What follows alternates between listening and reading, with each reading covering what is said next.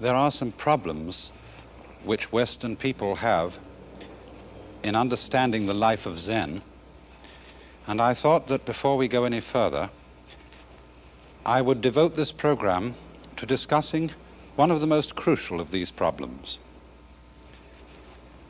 It keeps coming up as people in the West learn about Zen or in some way come under its influence, whether they be painters or writers or just so-called ordinary people. And I think the central problem is the question of whether Zen is a kind of capricious, do-as-you-like spontaneity, or whether it's a very rigorous discipline. If you read, say, a book like The Dharma Bums by Jack Kerouac, you might get the impression that Zen is simply living the way you feel, following the natural rhythm of your own spontaneous inner life. On the other hand, if you read some of the books by Dr. Suzuki or other authorities on Zen, you would gather quite the contrary, that it's an extremely rugged and difficult undertaking. And what the old masters have to say about this is sometimes rather confusing. For example, the old Chinese master Lin Chi has this to say: in Buddhism, there is no place for using effort. Just be ordinary and nothing special. Move your bowels, pass water. When you're hungry, eat. When you're tired, go and lie down. The ignorant will laugh at me, but the wise will understand. And then another old master, Matsu, says, in the way, that is the Tao, there is nothing to discipline oneself in. If there were, the completion of such discipline would be the destruction of the Tao. On the other hand, if there is no discipline at all, one remains an ignoramus. So they seem to say, no, it isn't a discipline, and yet, yes, it is. And therefore, we outsiders, trying to understand what's going on, remain profoundly puzzled. For on the one hand, we see the kind of floating life idealized by the old masters, the life of cloud and water. As I told you, a Zen monk is called unsui, which means that he drifts like a cloud and flows like water. But on the other hand, here they are in their monasteries, or more correctly seminaries, living a very rugged life indeed, under the stern supervision of their teacher. And so to understand this problem, I want to go back and look at Zen in a social setting so that we can understand what kind of thing it is. And to do that, I want to introduce you to some technical ideas which Buddhism has about the basic nature of the universe so that we can understand the function of discipline in relation to these ideas.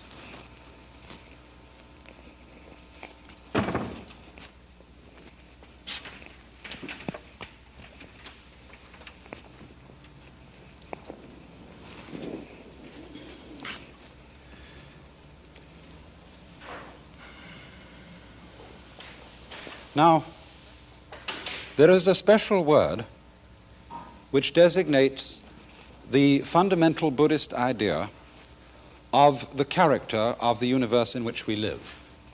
And this Sanskrit word is the Dharma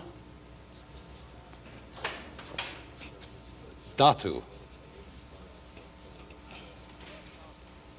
The word Dharma has many meanings in Sanskrit.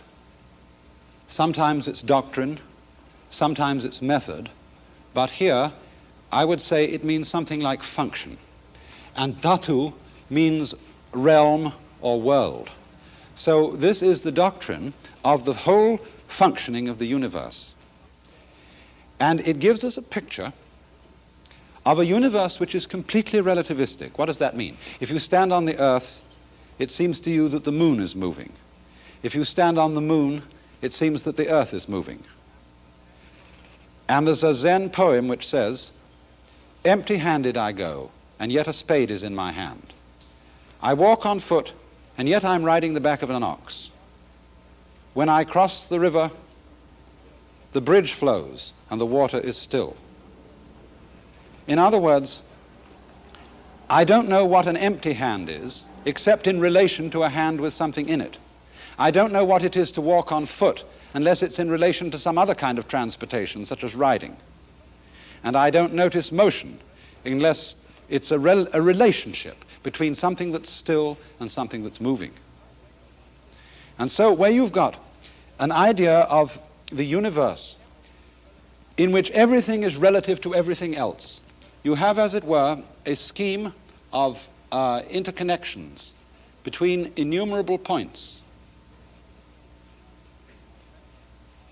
reminiscent of a spider's web with dew on it, or the image of Indra's net, which is a tremendous collection of jewels, all linked together in such a way that each jewel contains the reflection of all the other jewels. And in this sense, then, Buddhist doctrine is saying that our universe is so interconnected in all its parts that one part of it, so-called, can exist only in relation to all the others. All motion, too, is in relation to all other motion, so that there is, it works, as we would say in physical theory, as a field of forces. There is no separate center in which any motion or activity originates. All activity that occurs at any spot, as it were, originates over the whole system. And this is another meaning of the Taoist idea of Wu Wei. You remember this term, Wu, not Wei, acting or striving. The deeper meaning of this idea is that nothing acts of itself. There is, as it were, no such thing as an agent. For action is the nature of the whole thing, and it, as it were, appears in one place in relation to stillness in another, and so on. Now, when you have a highly relative system of this nature, if you want to introduce into it some kind of order, as we want to introduce order into society, we can't base a social order on a completely relative conception of the world. Because in order to have cosmos instead of chaos, you've got to have some standards. But since these standards don't exactly exist in the universe, we invent them. And therefore our social life depends, as it were, on practicing certain deceptions. The Western philosopher Weihinger invented the term, the philosophy of as if. And all social order and communication depends upon certain deceptions being practiced. And I would say these deceptions are as follows. The first deception is that there are things.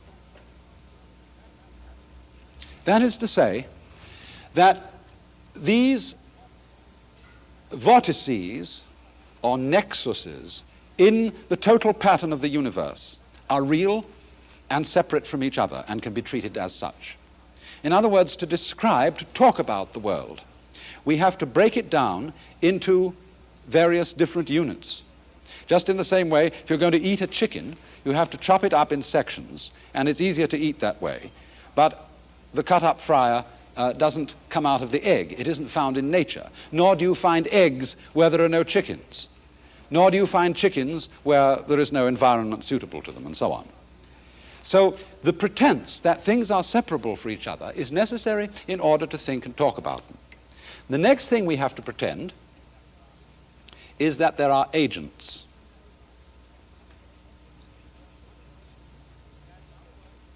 That, in other words, the human individual is a separate thing, originating action and responsible for it. But in this conception of the completely relative universe, action does not originate at any particular spot. It's a property of the whole field, as it were, focusing action at these spots. But for purposes of social intercourse, we have to pretend that we are individual agents from whom action comes. And this pretense is enhanced by the third thing, the rewards and punishments.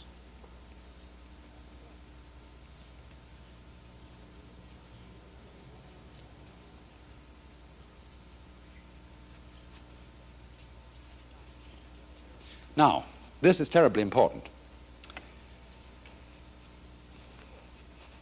The reward for regarding oneself as a responsible agent and acting accordingly is the promise of something good coming in the future, whether it be in this life or whether it be in some other life, so that we are constantly attracted and kept at this game based on these three deceptions by living for a good thing coming in the future. And this, as it were, conceals from us what our own proverb tells us in saying, tomorrow never comes. We are only really ever alive now. And we get distracted from living fully now by having our eye on the future.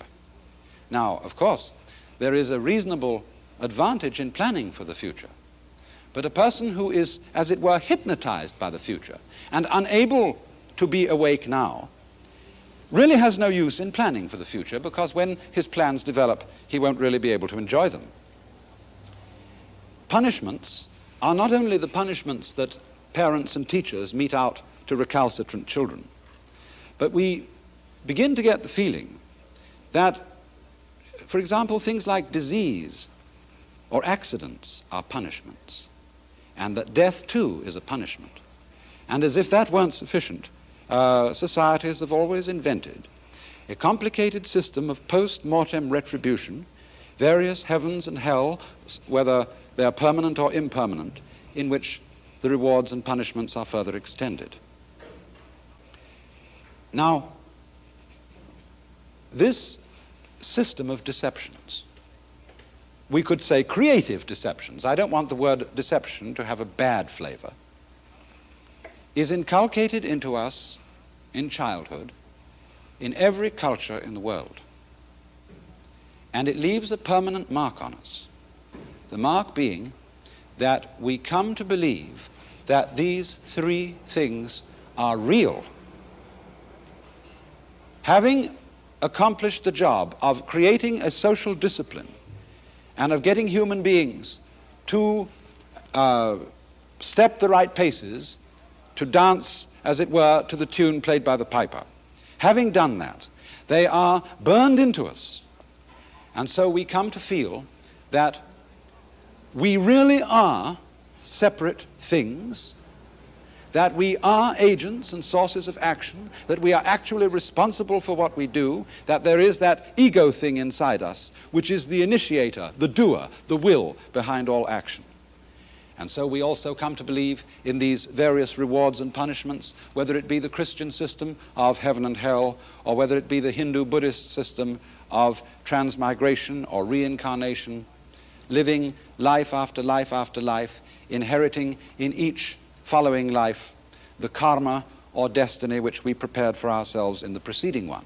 And this is very convenient, because then there is no, as it were, way of escaping the police. There are celestial police as well as terrestrial police, and by this we are kept in order. But you see, this stratagem of these social deceptions is really like a raft that we use to cross a river. When we have in young people inculcated the order to go on being taken in by these deceptions is like picking up the raft when you've crossed to the opposite bank and carrying it with you, and it becomes a burden.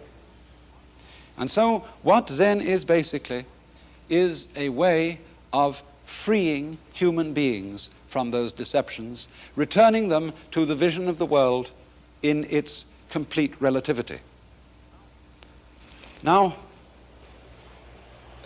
the training which one goes through with a Zen teacher, shall we say, lifts these deceptions off one's mind. Now, you might say, I can understand intellectually, I can understand the idea that I only seem to be an agent, a source of action, and that things only seem to be separate from each other, but are actually interconnected.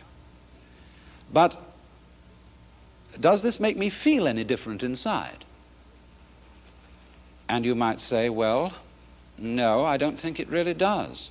To understand it fully, I would like to change the way I feel. But here comes the crucial point in the understanding of Zen. On the one hand, if you set out to change the way you feel, that might be called a discipline. On the other hand, if you decide simply to accept the way you feel and not try to change your inner feelings at all, that might be called letting things alone. But here's the point. If you have understood clearly that you as a separate will or a separate ego are a fiction, then on the one hand, you can't change it, and on the other hand, you can't do nothing about it, because there is no agent, no separate doer, either to do something about it or to do nothing about it. And so this situation seems, as it were, paralyzing. If you can't do, and if you can't don't, what's going to happen? But the point of this is that that paralysis is a realization of the unreality of the individual agent. So what happens? From this point, one ceases to take oneself seriously. Now, of course, there is always a danger in not taking the things seriously which society says we should take seriously. There's the case of, you know, the raw youth, the sort of juvenile delinquent type who's in revolt against society and would use the experiences and ideas of Buddhism to justify that revolution. And that is why the practice in Asia is to reveal this point of view only to those who are socially mature. And so the discipline of the Zen school is a safeguard for the dangerous understanding or the dangerous insight which is there being hatched. And so all those rigorous tests which I explain, the rigorous regimen of life, these, as it were, do not directly produce the understanding, but they are, as it were, the guarded stockade around it. For Zen, you see, is fundamentally an insight. The recognition, in other words, of the deception, the as-ifness of these fundamental assumptions about the world which are necessary to social life. But then, when you don't take them seriously anymore, when you don't take your own separate existence seriously anymore, then you have, as it were, been inwardly relieved of the burden of this feeling of responsibility which society inculcates. And so you might say that the object of Zen is not to obliterate the order of society or to get rid of its conventions, but to take them lightly, to treat the conventional unconventionally. And this is reflected in the art of Zen, as where you see this Zen monk, the Chinese Hanshan, treated like a kind of clown. Or again in such a painting as this, which shows the great master Hakuin, a Japanese master of the 17th century. This was painted by one of his students, and Hakuin himself wrote a poem above it. And here is the man, you see, who doesn't take himself seriously. It says, "In the assembly of 1,000 Buddhas, the one disliked by 1,000 Buddhas. In the company of a multitude of demonic spirits, the one hated by all the demonic spirits. Such an ugly, shabby, dim-sighted, bald-headed one that he is. As he is portrayed here, his ugliness is all the more aggravated indeed." Or again, art treated artlessly in this vase of flowers by the modern Chinese painter Bai Shi, a great master of the craft of painting, but here painting almost as naively as a child, for this is artless art.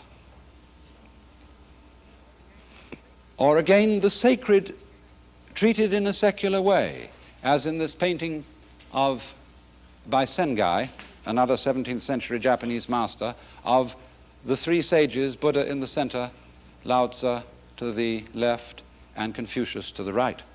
You see, they're treated in this slightly humorous vein that doesn't take them quite seriously.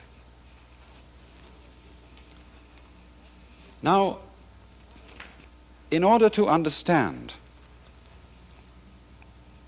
the real element of discipline in Buddhism, Western students often get phased or muddled by a kind of what I would call mysterious East department,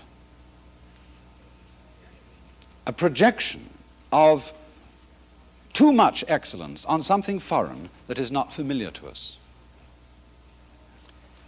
And this occurs particularly among people who think of Buddhist practices as producing all kinds of fantastically miraculous and psychic powers, and who think that if they go to Japan to study Zen, they're going to come back converted from human beings into supermen. Of course, in popular superstition in Asia itself, Buddhism is sometimes regarded in this way. But really, it's a very natural thing, and we shouldn't be taken in by that. And when we see works of art such as this, we sometimes have difficulty in judging what kind of excellence is in them, what difference there is between formal art on the one hand and Zen art on the other, because we are so with these productions, we belong to a foreign culture. Now let's take an example of a certain piece of calligraphy. I'm showing you now an informal piece of Zen calligraphy by a very great Chinese master. We, of course, can't read it. It doesn't mean anything to us, and therefore it seems to be nothing more than just lines on paper, rather interestingly and dynamically drawn. But now this might be compared with another piece of calligraphy, which I'm showing you here. This, like the one done by the Chinese master, is also written by someone to whom the written forms have been familiar all his life. He's practiced them again and again and again, and he's written them in the same kind of cursive, running, informal style. But you see, here it is. The moon and the water, written in English with the brush, with the same amount of fundamental practice involved in forming the letters that anybody goes through in China or Japan to learn to write.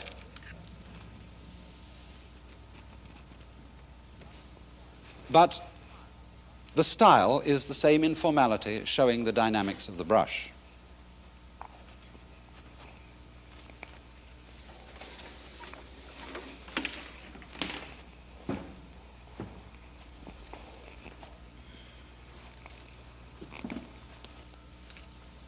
So you see, a great part of the discipline of Zen is simply the discipline of Far Eastern culture, whether it be the way of life, such as the moral and ritual principles of Confucianism, whether it be the art of painting, or of writing, or of gardening, or whatever it may be.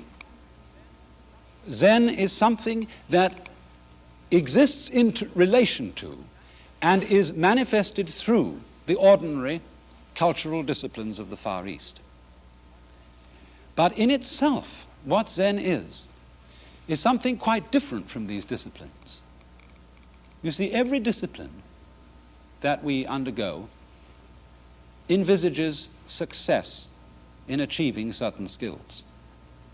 And success is something that we must always think about in relation to the individual considered as a separate agent or will.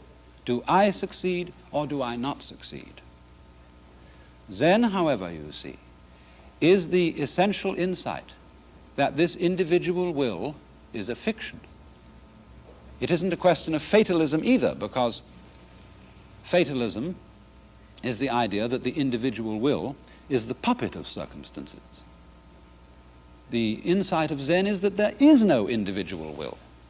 And therefore, Zen is fundamentally not a matter of success. It's outside the range of failure and success, and therefore outside the range of discipline or no discipline. You know, one of the best books about Zen that's been written is called Zen in the Art of Archery by a German professor. And it describes there a man who was so proficient in archery through the study of Zen that he could hit the bullseye in the dark. But a friend of mine, the composer John Cage, was recently traveling in Japan. And a Japanese said to him, you know, something needs to be added to that book. We have a very, very highly regarded Zen archery master in Japan today, and he can't even hit the bullseye in broad daylight.